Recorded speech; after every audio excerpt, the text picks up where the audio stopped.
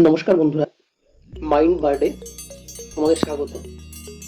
আজকে আমাদের পাঠ্য কবিতা মোহিতলাল মজুমদারের কালবৈশাখী, যে কবিতাটি তার হেমন্ত গোধূলি নামক কাব্যগ্রন্থ থেকে নেওয়া হয়েছে।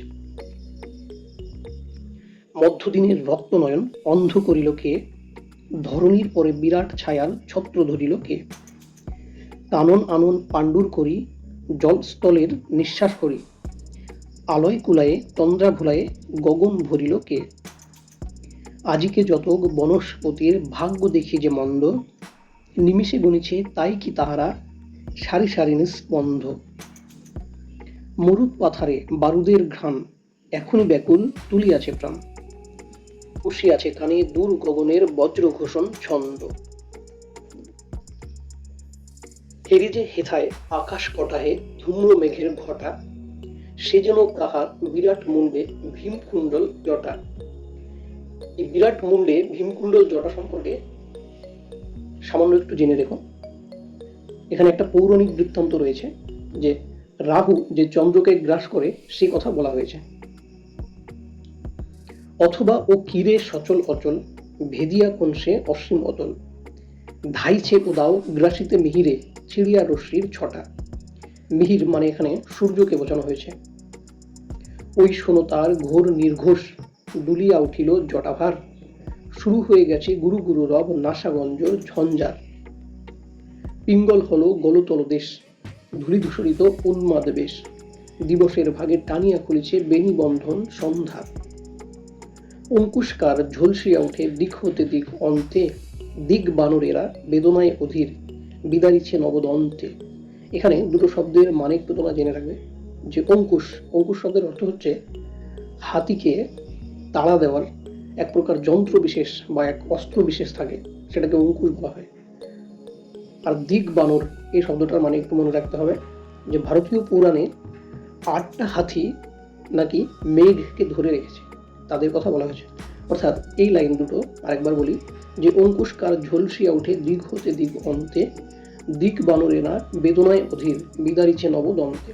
অর্থাৎ যে হাতিগুলো মেঘকে ধরে রেখেছে তাদের অঙ্কুশ দিয়ে আঘাত করার ফলে তারা কি বিদারিছে নবদন্তে, তারা সেই আঘাতের ফলে দাঁত দিয়ে মেঘকে ছিন্ন ভিন্ন করে দিচ্ছে।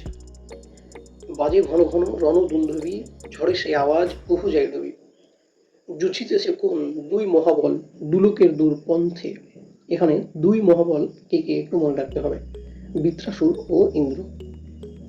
বঙ্কিম নীল অসির ফলকে দেহ হলো কার ভিন, অনাবৃষ্টির অসুরের বাধা কে করিল নিশ্চিহ্ন। এখানে একটু অসির শব্দ এই মানেটা একটু মনে রাখবে। অসি মানে অস্ত্র। নেমে আসো যেন বাঁধ ভাঙা জল, ম্লান হয়ে আসে মেঘ গর্জন, আলোকের মুখে কালো জবনিকা এতক্ষণে হলো ছিন্ন। হিরো ফিরে চলে সে রণবাহিনী, বাজায় বিজয় শঙ্খ, আকাশের নীল নির্মল হলো ধৌত ধারায় পঙ্ক। কোন রণবাহিনী কিভাবে ফিরে গেল? ঝড় আসার আগের মুহূর্তে মেঘের যে কালো পরিস্থিতি ছিল, চারিদিকে যে একটা ভয়ঙ্কর বাতাবরণ ছিল, সেই বাতাবরণ কি এখন আর নেই। তারা কি করছে, যে আকাশের নীল নির্মল হলো, এত সময় যে গভীর ভাব ছিল সেটা নির্মল হয়ে গেছে। বায়ু বহে পুনঃ মৃদু উচ্ছ্বাসে, নদী উথলিছে কুলুকুলু ভাসে, আলোর ঝলমল বিটপির দল নিঃশ্বাসে নিঃশঙ্ক। পক্ষে ভীষণ ভয় ভুলে যাই অদ্ভুত উল্লাসে, ঝড় বিদ্যুৎ বজ্রের ধ্বনি, দুয়ার জানলা উঠে ঝনঝনি, আকাশ ভাঙিয়া পড়ে বুঝি তবু প্রাণ ভরে আশ্বাসে। চৈত্রের চিতা ভস্মে উড়ায়ে জুড়ায় জ্বালা পৃথির, তৃণ অঙ্কুরে সঞ্চারী রস মধুভরি বুকে মৃতির। যে আসিয়াছে আজ কাল বৈশাখে, শুনি টঙ্কার তাহার পিনাকে। পিনাক শব্দটার অর্থ একটু মনে রাখবে। পিনাক মানে শিবের ধনুকের কথা বলা হয়েছে। চমকিয়া উঠি প্রভু জয় জয় তার সেই শুভ কীর্তির।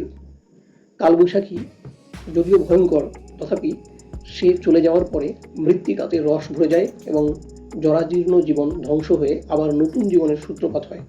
তাই এখানে বলেছে তবু জয় জয় তার সেই শুভ কীর্তির।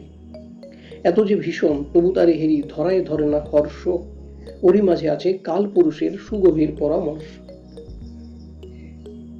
নীল অঞ্জন গিরি নিভকায়া, নিশীথ নীরব ঘনঘোর ছায়া, ওরই মাঝে আছে নববিধানের আশ্বাস দুর্ধর্ষ। শেষ লাইনেও সেই কথা আরেকবার বলতে চেয়েছে যে ধ্বংসের পরেই নববিধান বা নতুনভাবে সৃষ্টি হবে। এই কবিতা থেকে কোনো লাইন যদি বুঝতে বিশেষ অসুবিধা হয় বা কোনো শব্দের অর্থ, তাহলে কমেন্ট করবে, আমি জানানোর চেষ্টা করবো। আজকের ভিডিও এই পর্যন্ত।